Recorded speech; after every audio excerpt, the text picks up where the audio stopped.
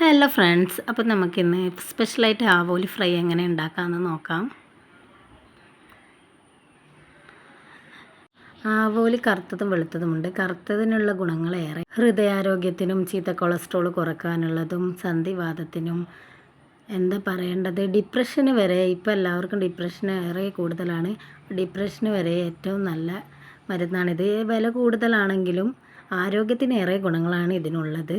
അപ്പോൾ നമുക്ക് നല്ല വൃത്തിയായി കഴുകിയതിന് ശേഷം ഒന്ന് വെട്ടി നേരെയാക്കി നല്ല വൃത്തിയിൽ വരഞ്ഞിടുക. ഓർമ്മശക്തിക്കും വളരെ നല്ലതാണ് കേട്ടോ ഇത്. മക്കൾക്കൊക്കെ ഉണ്ടാക്കി കൊടുത്താൽ നല്ല പഠിപ്പും വിദ്യാഭ്യാസമൊക്കെ ഉണ്ടാകാൻ വേണ്ടി ഓർമ്മശക്തി ഏറെ പ്രധാനമാണല്ലോ. അപ്പോൾ അതിന് വേണ്ടിയിട്ട് നല്ലോണം നിങ്ങൾ ഇടയ്ക്കൊക്കെ വാങ്ങിക്കൊടുക്കുക. വില കൂടുതലാണെങ്കിലും നമുക്ക് ഇടയ്ക്കൊക്കെ വാങ്ങാൻ. ആരോഗ്യ ഗുണങ്ങളുണ്ടെങ്കിൽ ഏറെ നല്ലതല്ലേ.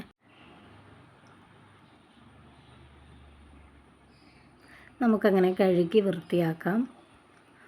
ഓരോന്നോരോന്ന് എടുത്തിട്ട് നല്ല വൃത്തിയിൽ കഴുകാവുന്നതാണ്. അപ്പോൾ നല്ലോണം ക്ലീനാവും.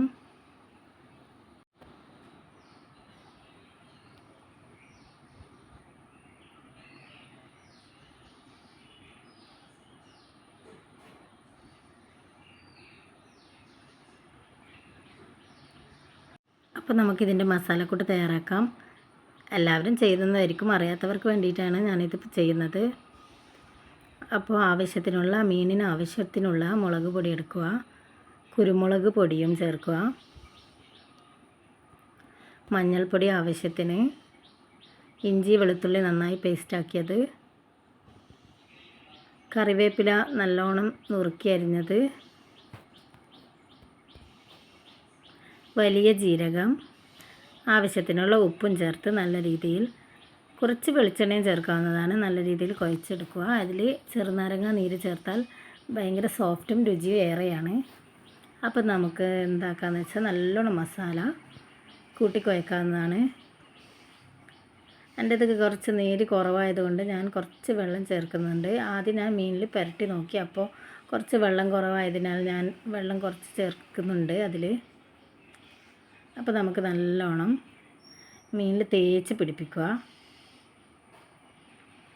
നല്ലോണം തേച്ച് പിടിപ്പിച്ച് കുറച്ച് സമയം വെക്കേണ്ടതാണ്. എന്നാൽ അതിന് ശേഷം ഫ്രൈ ചെയ്താൽ മാത്രമേ നല്ല ടേസ്റ്റ് ഉണ്ടാവുള്ളൂ. അപ്പോൾ നമുക്ക് എല്ലാ മീനിനും ഇതുപോലെ തേച്ച് പിടിപ്പിച്ചിട്ട് അവിടെ വെക്കാം.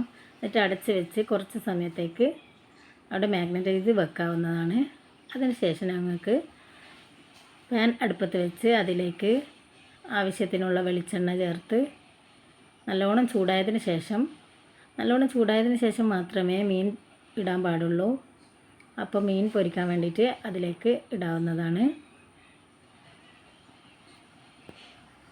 അപ്പോൾ നിങ്ങൾക്ക് എത്ര വേണോ അത്രയും ആവോലി ഫ്രൈ ചെയ്തെടുക്കാവുന്നതാണ്.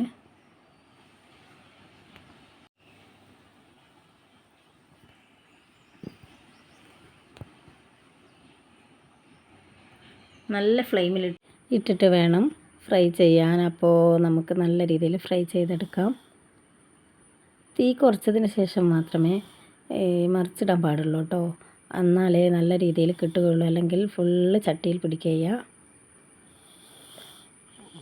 അപ്പോൾ നമ്മൾ നല്ല ആവോലി ഫ്രൈ തയ്യാറായി.